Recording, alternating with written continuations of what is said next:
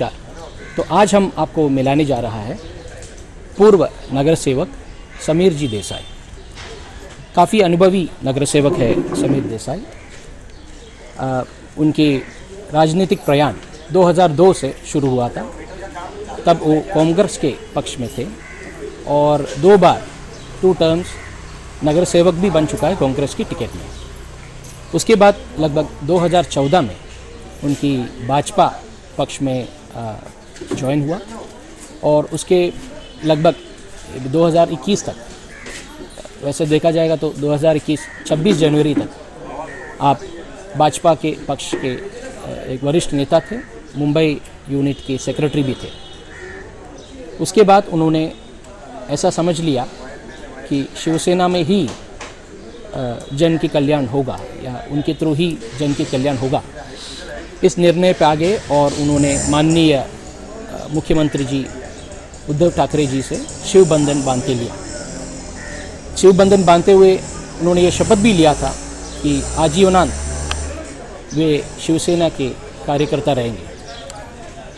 ये इनकी ये शपथ कितने तक रहेंगे, कितनी अटल है, ये समय ही बताएंगे। आइए हम मिलते हैं समीर देसाई। इसलिए हम समीर जी देसाई को मिलते हैं और उनकी राय जानते हैं। समीर जी नमस्कार। नमस्ते। तो आपने अक्रॉस स्टेट को आपके कीमती समय दे दिया है, आपके राय बाकी हमारे प्रेक्षक लोगों से शेयर करने की विचार किया है, उसके लिए हम आभार है।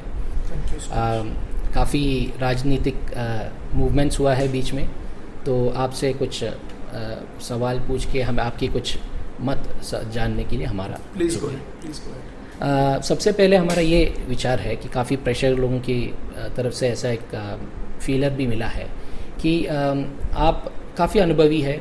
2002 से लगभग आपकी राजनीतिक प्रयाण शुरू किया था और काफ़ी पक्ष के द्वारा आप आपकी जन सेवा में जुड़ी रहे और बस 2026 जनवरी तक आप भाजपा के पक्ष में थे।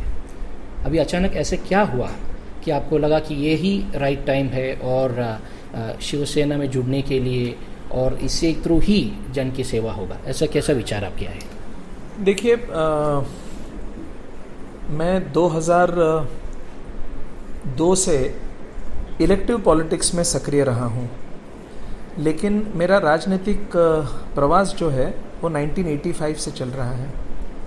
मैं कांग्रेस के विद्यार्थी संगठन के माध्यम से राजनीति में जुड़ा और उसके बाद मुंबई यूनिवर्सिटी के सेनेट के चुनाव जीता। मैं 10 साल सेनेट सदस्य रहा। 2002 से मैं इलेक्टिव पॉलिटिक्स में आया और म्युनिसिपल कॉरपोरेटर बना। अपने 27 साल के कांग्रेस के प्रवाह में या प्रवास में मैंने यथाशक्ति अपने पार्टी को बल देने का प्रयत्न किया और इसकी ग्वाही मेरे उस समय के पार्टी के मेरे साथी भी देंगे और मेरे राजनीतिक विरोधी भी उस पार्टी की बात की गवाही देंगे कि 27 साल कांग्रेस में रहते हुए या 2002 से लेकर 2014 तक गोरेगांव में कांग्रेस को बल देने का बहुत ईमानदारी से प्रयत्न किया था। कुछ परिस्थितियां ऐसी बनी थी कि 20 साल के बाद गोरेगांव कांग्रेस में पहली बार गोरेगांव से कोई कांग्रेस का नुमाइंदा चुनाव लड़ने वाला था 2014 में, 20 साल के बाद।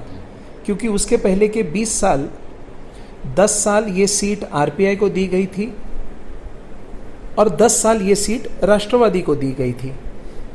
ये दोनों ही पार्टी की गोरेगांव में ताकत कांग्रेस से कभी बड़ी नहीं थी, उसके बावजूद इनको सीट दी गई थी और एक तरह से उस समय कांग्रेस के कार्यकर्ताओं पर अन्याय हुआ था।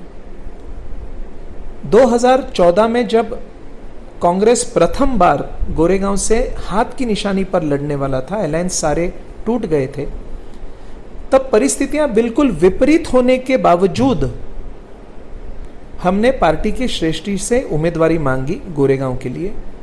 लेकिन हमारे जायज मांग को भी पार्टी ने दरकिनार करते हुए कांदिवली पूर्व से एक उम्मीदवार को गोरेगांव में चुनाव लड़ने के लिए लाया।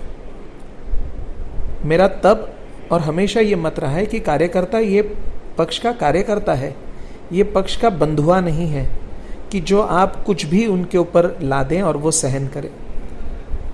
अपनी राजनीतिक अस्तित्व और हम पर हुआ अन्याय हमने पार्टी को प्रदर्शित किया और उस समय हमने भारतीय जनता पार्टी के साथ जाने का निर्णय लिया और भारतीय जनता पार्टी के उम्मीदवार को हमने खुलेआम मैंने और मेरे कई साथियों ने मदद की। फलस्वरूप ये हुआ कि भारतीय जनता पार्टी की उम्मीदवार विद्या ठाकुर ये चुनाव जीत कर आई। 10 साल वो आमदार रही यहाँ पर। 2014 से लेकर 2020 तक भारतीय जनता पार्टी को, जिस भारतीय जनता पार्टी के 2 से कभी अधिक नगर सेवक गोरेगांव में नहीं चुन के आए थे, और 2012 से लेकर 2017 तक जिनका एक भी नगर सेवक पूरे पी साउथ में नहीं था, एक भी, उस पार्टी को बल देने का बहुत ईमानदारी से प्रयास किया और फलस्वरूप ये था कि प्रभाग समिति का अध्यक्ष पहली बार भारतीय जनता पार्टी का गोरेगांव पी साउथ में बैठा। लेकिन 6 साल काम करने के बाद कहीं ये बात समझ आ गई थी कि भारतीय जनता पार्टी, विशेष करके गोरेगांव में, इस पार्टी में केवल एक ही परिवार की प्रोग्रेस हो सकती है और नहीं। तो जब चित्र स्पष्ट होने लगा कि कोई भी अपॉइंटमेंट के लिए, ऑर्गेनाइजेशनल अपॉइंटमेंट के लिए भी, चाहे जिला हो, नॉर्थ वेस्ट जिला हो, चाहे मुंबई हो, एक परिवार के क्लियरेंस के बगैर अगर वहां पर अपॉइंटमेंट, पार्टी के पोस्ट भी नहीं मिल सकते हैं, इलेक्टिव पोस्ट तो दूर की बात रही, और सब कुछ एक परिवार तक ही सीमित रहा, तो एस्पिरेशंस, एक अच्छे कार्यकर्ता के एस्पिरेशंस ये सामने आ जाते हैं। मैंने पार्टी में मेरी कंसिस्टेंसी रही न रही, काम में मेरी कंसिस्टेंसी पूरे मेरे पॉलिटिकल करियर में जरूर रही है, और इसी कंसिस्टेंसी और इसी एस्पिरेशंस को मीट करने के लिए मुझे ऐसा लगा कि अगर मैं कोई और निर्णय लेता हूं और वो निर्णय मेरे राजनीतिक जीवन को और मेरे लोगों की सेवा करने की क्षमता को और अगर उसको उफान देगी, उसको और उभार देगी, तो वो निर्णय मुझे ऐसे लेना उस समय मेरे लिए ठीक लगा और वो मैंने फैसला लिया है। जी, धन्यवाद। तो क्या हम ये समझे कि अभी आप तो मुंबई के सचिव रहा है भाजपा के पक्ष में, हाँ ये पूर्व काल है फिर भी, क्योंकि आपके निर्णय के एक मेन मुद्दा जो अभी आप पक्ष चेंज करना, उससे ज़्यादा आप महत्व देता है जन सेवा की और उसकी एफिशिएंसी के ऊपर, ऐसा हम समझना है। तो मगर आप क्योंकि उस पक्ष के मुंबई के सचिव रह चुका है, तभी भी आप यही मानेंगे कि इट वाज, आपके जो भी अपॉइंटमेंट्स थे वो कोई एक परिवार के इन्फ्लुएंस में ही हुआ था, या उनसे आपको कुछ स्पेशल रिकग्निशन की ज़रूरी था सचिव बनने के लिए? देखिए, ऐसा है कि मैं ये सिर्फ मेरी वैयक्तिक बात नहीं कर रहा हूँ। 2014 में जब मैं भारतीय जनता पार्टी में प्रवेश किया, तब आशीष जी शेलार मुंबई के अध्यक्ष थे। आशीष जी शेलार और मैं, हम कंटेम्प्रेरीज थे। वो एबीवीपी का काम करते थे, मैं एनएसयूआई का काम करता था। कॉरपोरेशन में हम दोनों, मुंबई यूनिवर्सिटी के कई चुनाव हमने एक दूसरे के सामने लड़े। कॉरपोरेशन में हम दोनों साथ में नगर सेवक बनकर आए 10 साल। तो आशीष जी, एक तो पार्टी और पार्टी के उम्मीदवार को हुई मेरी मदद, और आशीष जी मुझे, जैसे मैंने कहा कि मेरे काम करने के तरीके के या मेरे छोटे मोटे हुनर को आशीष जी बहुत भली भांति जानते थे। तो आशीष जी ने, जिस दिन मैं पार्टी में मैंने प्रवेश किया, उसी दिन मुझे मुंबई सचिव बनाया गया था। मैंने जैसे कहा कि ये 2000, अब जब मंगल प्रभात लोढ़ा जी की कमेटी बनी, मुझे तब भी फर्स्ट कमेटी में नहीं, लेकिन जब उनको ये पता चला कि मैं इस निर्णय से मैं नाराज़ चल रहा हूँ, तब उन्होंने मुझे मेरा सेकंड अपॉइंटमेंट भी किया, और उसका लेटर की कॉपी जो मैंने कलेक्ट नहीं की, उसकी लेटर की कॉपी मेरे मोबाइल पर व्हाट्सएप पे अब भी है, लेकिन मैं कलेक्ट करने नहीं गया। मैं कलेक्ट करने नहीं गया, उसका भी कारण सुन लीजिए। मुझे अमित साटम जी ने मेरे से मिले, अतुल भातखळकर जी मेरे से मिले। उन्होंने एक्सेप्ट किया कि पार्टी से ये गलती हो गई कि आपको कमेटी में आपको ले लेना चाहिए था, लेकिन जो गलती हुई है पार्टी उसको सुधारने के लिए तैयार है।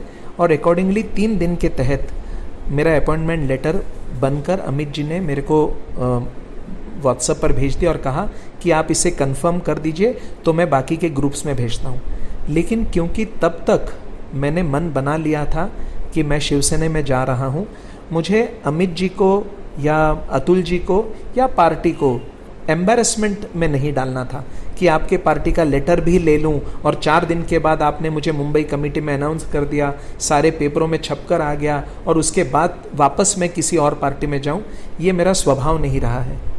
तो वो लेटर जो मेरा बन के तैयार था, जो मेरे व्हाट्सएप पे उसकी जो कॉपी उन्होंने भेजी है, वो लेटर मैंने कलेक्ट करने नहीं गया, क्योंकि तब तक मैंने जैसे कहा मुझे ये यकीन हो चुका था कि ऑर्गेनाइजेशनली भी और इलेक्टिव पॉलिटिक्स में भी यहाँ पर अगर किसी एक परिवार की ही मर्जी चलने वाली है और उस नेपोटिज्म का मुझे विरोध था। और विरोध इसके लिए भी अधिक था क्योंकि मैं समझता हूँ कि मैं या और भी कार्यकर्ता गोरेगांव में हैं जो एमएलए के पोजीशन के लिए या इलेक्टिव पोजीशंस के लिए जा सकते थे, लेकिन अगर ये सारी सत्ता एक ही परिवार तक सीमित रहनी थी। और मेरा ये भाग्य है कि जिस व्यक्ति ने शिवसेना के सामने 4 चुनाव लड़े, जिस व्यक्ति ने प्रत्यक्ष अप्रत्यक्ष रूप से इस पार्टी का गोरेगांव में विरोध किया, उस पार्टी के सर्वश्रेष्ठ गोरेगांव के नेता को ये लगा कि समीर देसाई को शिवसेना में लाने से शिवसेना की ताकत कुछ हद तक बढ़ सकती है। इतना व्यापक सोच रखने वाला नेता और रखने वाली पार्टी, मुझे ऐसे लगा कि इस माध्यम से मैं गोरेगांव की सेवा और अधिक बेहतर रूप से कर पाऊंगा। जी, तो क्या हम ये समझ लें कि आपकी एक अहम मुद्दा अभी शिवसेना में आने का ये होगा कि आगे आने वाला लेजिस्लेटिव असेंबली की आप एक उम्मीदवार रहेंगे शिवसेना के दौर से? देखिए, मैंने जैसे कहा इस समय मेरे पर जवाबदारी सारे शिवसैनिकों के साथ यही है कि गोरेगांव में शिवसेना का वैभव, शिवसेना की ग्लोरी, शिवसेना का ग्लोरियस पास्ट ये फिर एक बार ले आए। यही जवाबदारी है और उसी जवाबदारी को बहुत ईमानदारी से आगे ले जाने का हमारा प्रयास रहेगा। जैसे कि आप भी सहमत होंगे कि गोरेगांव एक शिवसेना का स्ट्रॉन्ग होल्ड है, चाहे वो ईस्ट हो या वेस्ट हो। जैसे आपने बोले काफ़ी प्रभावशाली नेता गोरेगांव दिया है शिवसेना को, तो उनके सब होते हुए उल्टा आपको ऐसा नहीं लग रहा कि आपकी competition of an aspirant politician, कि आप एक एम्बिशियस एक पॉलिटिशियन है, काफ़ी आपकी काम भी, खास करके 56 वार्ड के मतदाता हमेशा आपको सपोर्ट किया है, इतना तक कि अभी की जो वार्ड की रिप्रेजेंटेटिव आपके ही घर से है। I am not suggesting that वो नेपोटिज्म हो, बट वो घर से है, ताकि इतनी विश्वास है आपके और आपके परिवार के प्रति ये मतदाताओं को। तो आपको ऐसा नहीं लग रहा कि आप खुद बड़ा से कंपटीशन खड़ा किया था कमिंग टू ये नया पक्ष में? देखिए, अगर शिवसेना मुझे कॉम्पिटिटर की हैसियत से देखती तो मेरी शिवसेना में आने की मेरी लाख सोच होती तो भी वो कभी संभव नहीं हो सकता था, क्योंकि ये सोच देसाई साहब की थी और क्योंकि मुझे देसाई साहब की सोच को उनके कार्यकर्ताओं ने, पार्टी के कार्यकर्ताओं ने कहीं ना कहीं उसे एक्नॉलेज किया। इसी वजह से आज समीर देसाई शिवसेना में है। तो समीर देसाई शिवसेना में किसी को कंपटीशन देने नहीं आया है, ना ही शिवसेना समीर देसाई को यहाँ पर कॉम्पिटिटिव कोई पॉलिटिकल या कॉम्पिटिटिव पॉइंट्स स्कोर करने के लिए नहीं लाई है। देसाई साहब की इच्छा है कि गोरेगांव में शिवसेना की ताकत जो थी वो है और वो बरकरार रहे। इस अच्छे हेतु से समीर देसाई का उन्होंने शिवसेना में प्रवेश संभव कराया है और उनकी ये जो अपेक्षा है, मैं और गोरेगांव के सारे ही शिवसैनिक बहुत ईमानदारी से पूरी करेंगे।